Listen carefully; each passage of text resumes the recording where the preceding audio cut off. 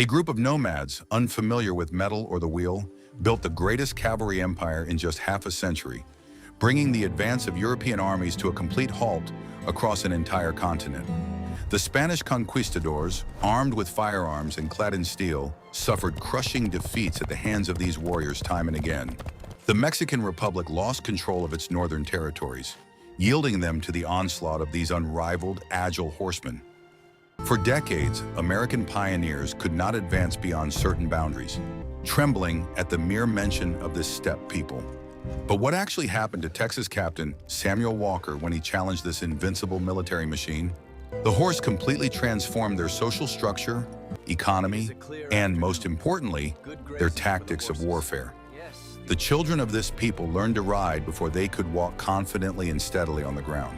Boys spent entire days in the saddle, honing their skills in controlling the animals without the use of traditional saddles and stirrups. They guided their horses using their voices and knees, leaving both hands free to use bows and arrows.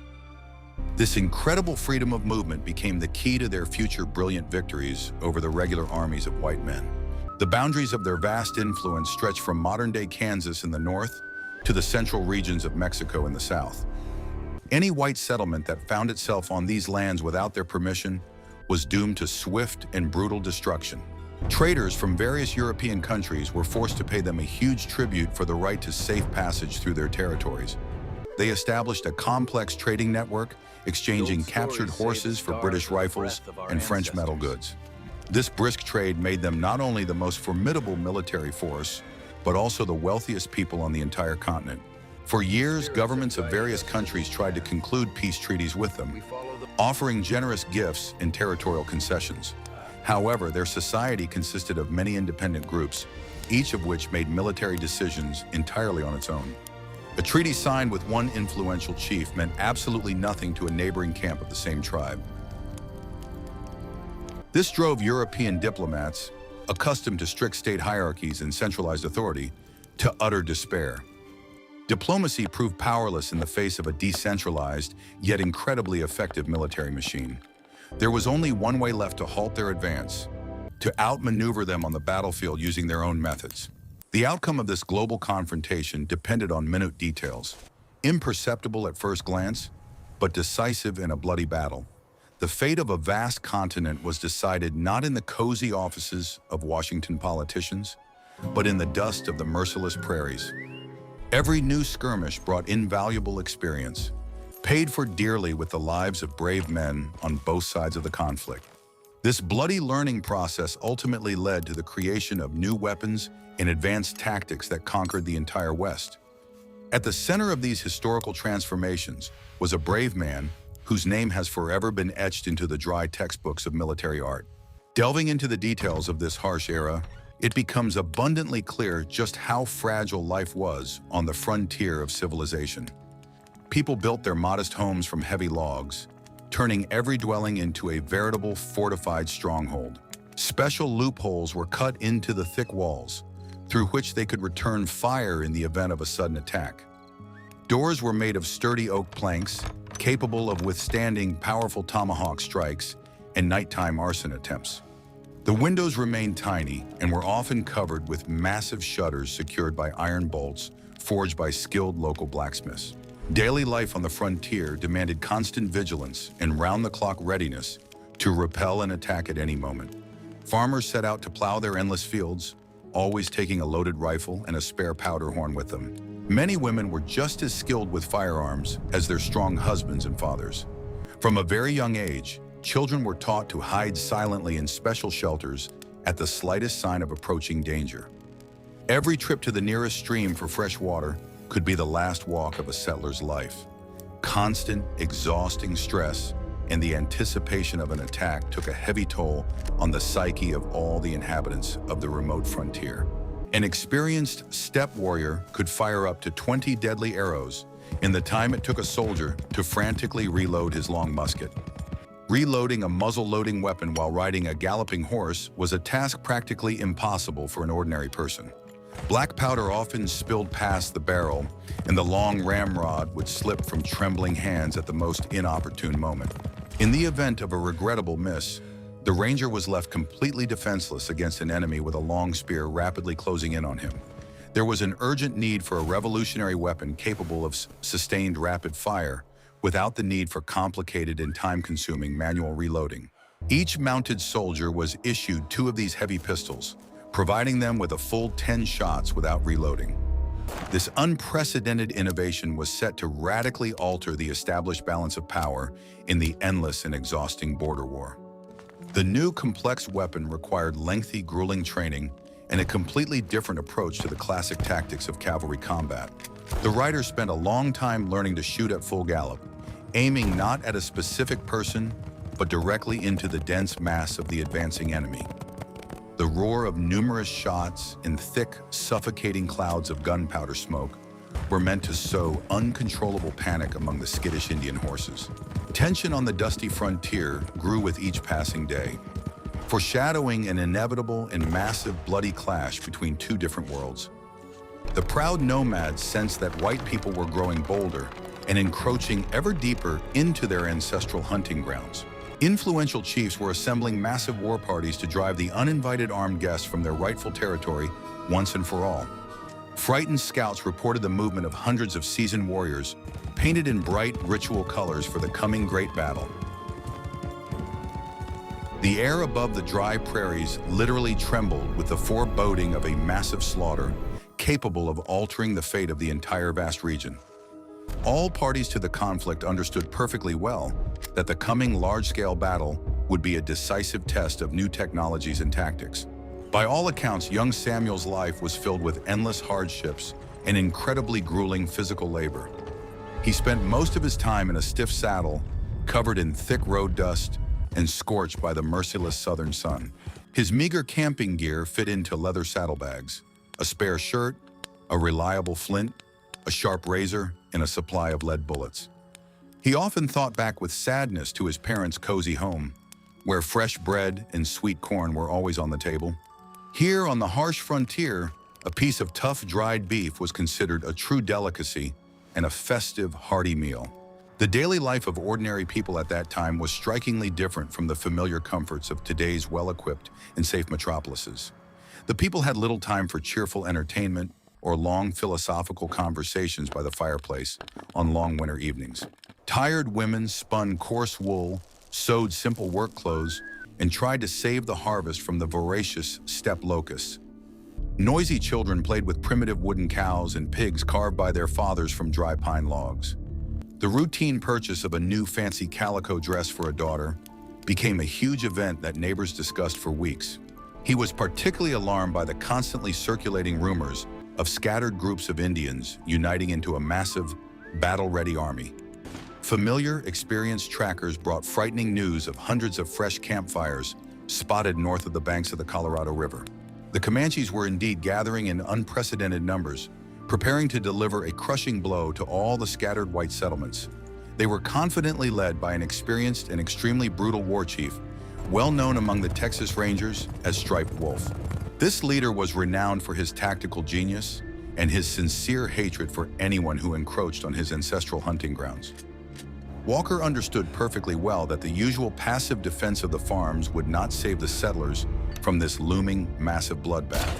Samuel rode silently at the vanguard, scrutinizing every broken dry branch and overturned rock along their long journey with incredible attention. His highly experienced eye noted the fresh tracks of hundreds of unshod horse hooves leading toward a long, rolling ridge. The still warm animal droppings clearly indicated that a massive Indian war party had passed through here just a few short hours ago. The Rangers hurriedly checked their weapons, replaced the fragile caps on their revolvers, and tightened the leather girths on their war horses. The wild nature around them suddenly froze. It seemed that even the small birds had stopped singing in a grim foreboding of the impending human tragedy. A heavy, suffocating smell of dust, wild steppe onions, and acrid horse sweat hung in the scorching air, carried by gusts of the southern wind. The men exchanged very brief glances, fully aware that many of them might never return from this deadly patrol. Walker gently patted the wet neck of his trusty stallion, calming the tense animal before the incredibly difficult task ahead. He checked the loaded spare revolver cylinders once more, making sure they sat securely in the convenient pockets of his jacket. The sun beat down mercilessly from a cloudless, pale sky, heating the steel parts of the weapons to a temperature that would burn the palm of a hand. The valley directly in front of them seemed completely empty, but each man could feel dozens of invisible, extremely hostile gazes upon him. The captain raised his hands sharply, ordering the squad to halt in the welcome shade of a small oak grove near a dry, rocky stream. They quickly watered the exhausted horses with the remaining warm water from their canteens and prepared for the final push across the open plain. A heavy silence weighed unbearably on their ears, making their hearts beat at a frantic pace that foreshadowed an imminent, powerful surge of adrenaline. At that very moment, the history of the Wild West had reached that invisible line beyond which the old rules of war no longer applied. The impending bloody clash was to provide the final answer to the question of who would become the true master of these endless, dusty prairies. On June 8, 1844, the blazing sun was directly overhead when a detachment of armed rangers arrived at the picturesque Walker's Creek. Colonel Jack Hayes rode slightly ahead, his incredibly sharp gaze methodically scanning every dry bush and deep ravine. To his right was a highly experienced scout named Gillespie, who held his rifle tensely across his cavalry saddle. Suddenly, a lone horseman appeared from behind a high, rocky hilltop, lavishly adorned with feathers and bright war paint. It was a classic Indian decoy designed to cunningly lure the pursuers into a deadly ambush prepared in advance. And while Jack Hayes watched this, more than 80 well-armed warriors burst out of their hiding places with a wild, piercing howl. The fearsome Spotted Wolf himself led this rapidly advancing mass, triumphantly brandishing a long spear with bloodied scalps tied to it.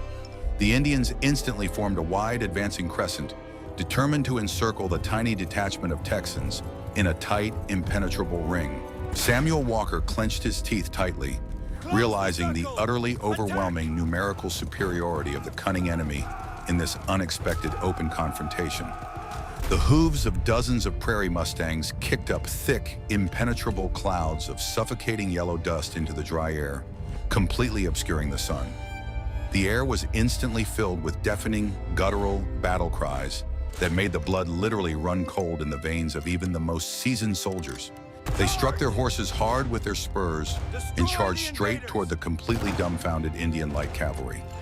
Instead of fleeing in cowardly flight, 14 brave men launched a desperate head-on attack against 80 warriors. The distance between the two charging groups of horsemen was rapidly closing, quickly shrinking to a mere few dozen short yards. Samuel Walker raised his right steel revolver and smoothly pulled the trigger, sending a bullet into the chest of the nearest enemy. Then he quickly cocked the hammer with his thumb and fired again, accurately knocking the next painted warrior from his horse. The continuous roar of gunfire shattered the silence of the valley, merging into a single deafening and deadly roar.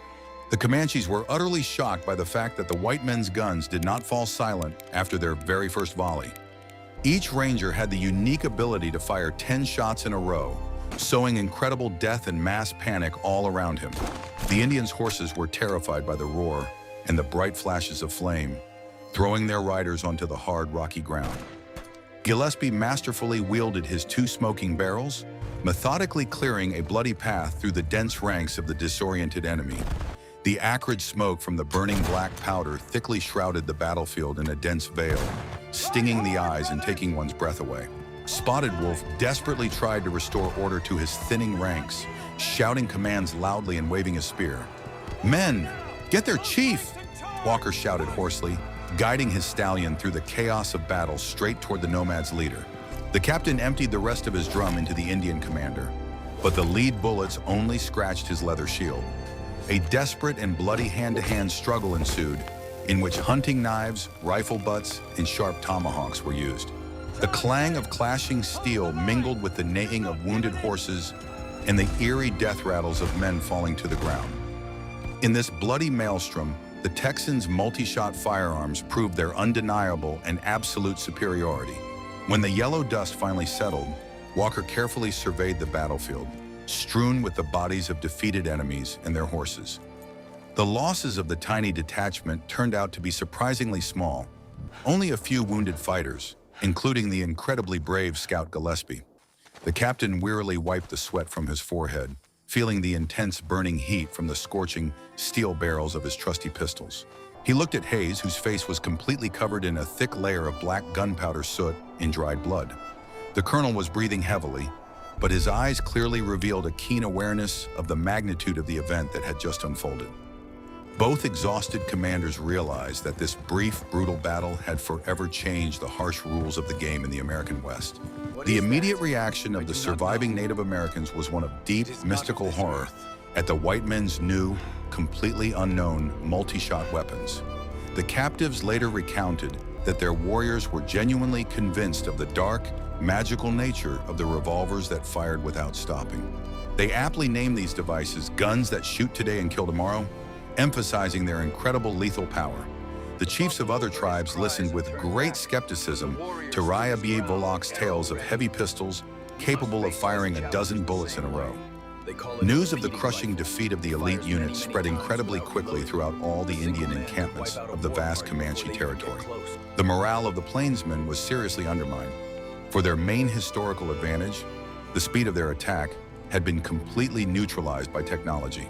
Samuel Walker became a true local celebrity whose name was spoken with deep respect in all the bustling saloons. Mothers held him up as an example to their young sons, calling him the epitome of true courage and the unyielding American spirit. However, the perceptive captain himself remained gloomy, fully aware that the first revolver models were too fragile and unreliable. He had seen with his own eyes how, for many men, the complex weapons misfired or fell apart right in their hands during battle. Walker was acutely aware that a final victory in this war would require something far more powerful and technically advanced. He decided to travel personally to the Far East to meet the creator of this multi-shot engineering marvel. The official reaction from the authorities was not long in coming, and the newspapers on the East Coast were literally flooded with sensational headlines. The popular publication Telegraph and Texas Register devoted a huge laudatory article to this battle on its front page. Enthusiastic journalists praised the courage of Hayes and Walker, calling them the true saviors of civilization from savage barbarians. The War Department in Washington studied reports on the effectiveness of multi-shot weapons in cavalry combat with great professional interest. Conservative generals who had previously considered complex revolvers to be an expensive and utterly useless toy suddenly changed their minds completely. Government officials began seriously considering the possibility of a massive government procurement of Colt revolvers for the U.S. regular army. It was a truly fateful financial decision that saved the inventor's bankrupt arms company from utter ruin. At that difficult moment, Samuel Colt had closed his factory in Patterson and was on the verge of utter despair. A letter from Texas Ranger Walker proposing the development of a new improved pistol model became a true lifeline for him. The historic meeting of these two remarkable men marked the beginning of the creation of the most famous revolver of the entire 19th century. The captain brought with him precise technical specifications for the weapon, dictated by the bitter experience of real, bloody frontier battles. Walker categorically demanded that the pistol be made heavier, capable of firing an incredibly powerful half-inch bullet over vast distances. The new weapon was to have 6 rounds instead of 5, and withstand a fall onto rocks from a galloping warhorse. The percussion cap mechanism needed to be radically simplified so that any ranger could easily disassemble and repair it in the field. Colt worked around the clock, translating these strict military requirements into durable metal and polished walnut. The result of their intense collaborative effort was the legendary massive revolver, officially named the Walker Colt. It was a true pocket-sized steel monster weighing nearly 5 pounds, possessing the lethal power of a full-fledged, long-barreled rifle. The first prototype batches of this grandiose multi-shot weapon were immediately sent straight into the calloused hands of Texas cavalrymen.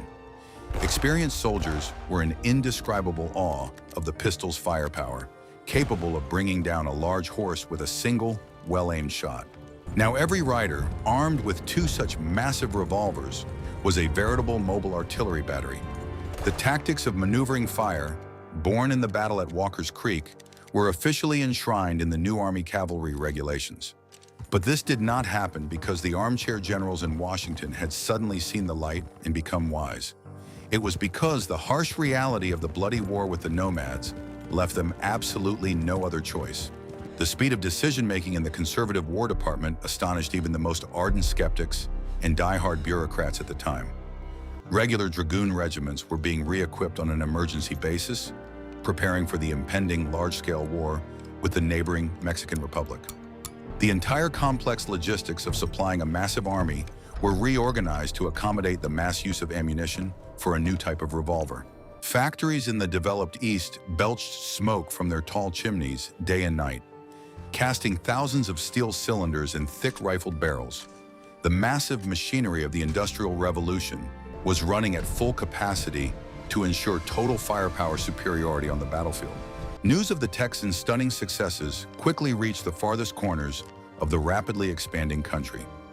Military strategists and engineers from Europe traveled to America specifically to closely study this phenomenal tactical experience. Foreign officers sketched precise diagrams of cavalry attacks, copied by the Americans from those very same wild Native Americans. It turned out that a rapid, loose formation and dense pistol fire worked far more effectively than classic saber-charging cavalry assaults. Global military science received a powerful historical impetus thanks to the survival experience of ordinary people on the wild American prairies. It became absolutely clear that the era of traditional European line cavalry had finally and irrevocably receded into the distant past. After successfully introducing his invention, Samuel Walker himself did not remain sitting in the safety of his offices on the East Coast. His rebellious spirit, forever steeped in the dust of the frontier and the acrid smoke of gunpowder, demanded an immediate return to the saddle of his horse. He officially joined the ranks of the U.S. Regular Army, receiving the honorary rank of captain in a renowned regiment of mounted riflemen. When the full-scale Mexican-American War broke out, he bravely headed to the front, armed with two massive revolvers bearing his own name. His unit employed those very unique mobile tactics, honed in endless brutal skirmishes with the nomads of the plains. On October 9, 1847, the weary captain led his small detachment into the Mexican town of Huamantla in the central part of the country. His strategic objective was to drive the superior forces of the enemy general, Antonio Lopez de Santa Anna, out of the settlement. The battle instantly turned into a brutal street-to-street meat grinder, where the Texans had to fight incredibly hard for every adobe house. The deafening roar of the Walker Colts echoed through the narrow cobblestone streets, piercing the thin walls of the old colonial buildings. The fearless captain rode in the front ranks, personally leading his exhausted men in a desperate and very bloody head-on assault. And while Hayes later watched this unfold in newspaper reports, events in distant Huamantla were unfolding with incredible speed. In the thick of a fierce firefight in the town's main square, a fateful, fatal shot rang out for the celebrated captain. A heavy piece of lead, fired by an unseen sniper from the roof of the local church, found its mark precisely in the chest of the fearless Texan. Samuel Walker collapsed heavily from his warhorse, clutching both of his famous but completely unloaded revolvers tightly in his weakening hands. His death was a tremendous emotional shock to the entire army, and personally to the inventor Samuel Colt, who was overcome with grief. The hero of the frontier did not live to see the official end of the war or the complete triumph of his weapon. The empire of nomads, once seemingly invincible, gradually lost ground under the unstoppable onslaught of technological progress. Severe droughts, new deadly diseases, and the deliberate extermination of vast herds of bison finally undermined their once powerful economy. The United States Army, armed with the latest in military technology, methodically drove the remaining warriors into barren reservations.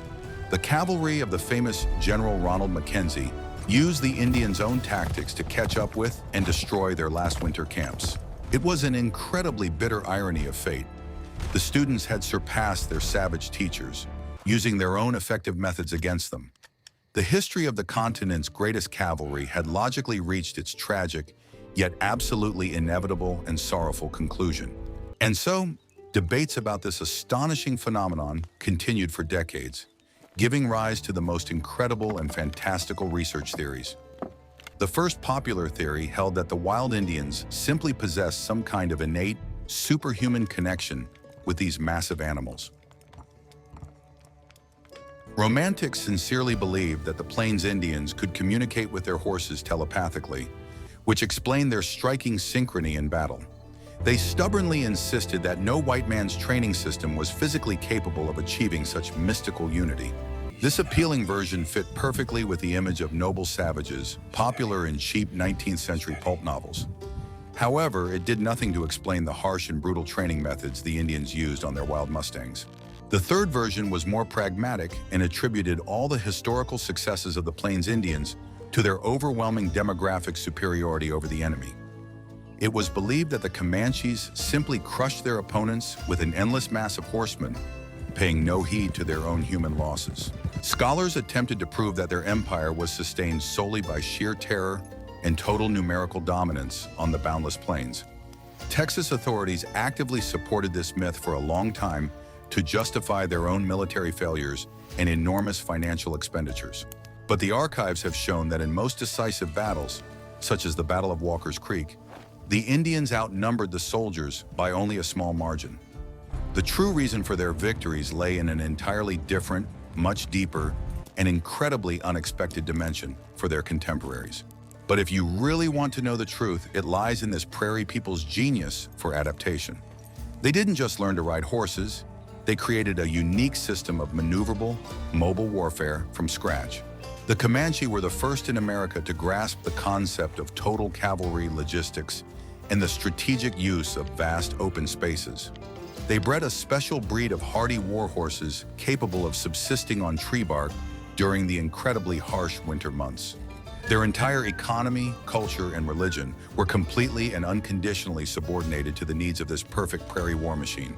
Tired of constant defeats, Army officials finally recognized the superiority of barbaric methods over classic, elegant parade formations.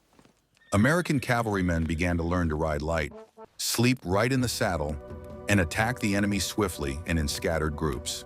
Long sabers, for centuries considered a symbol of elite cavalry, were ruthlessly discarded as utterly useless and cumbersome junk. They were replaced by heavy six-shot Colt revolvers, which became the main weapon in any bloody skirmish on the plains.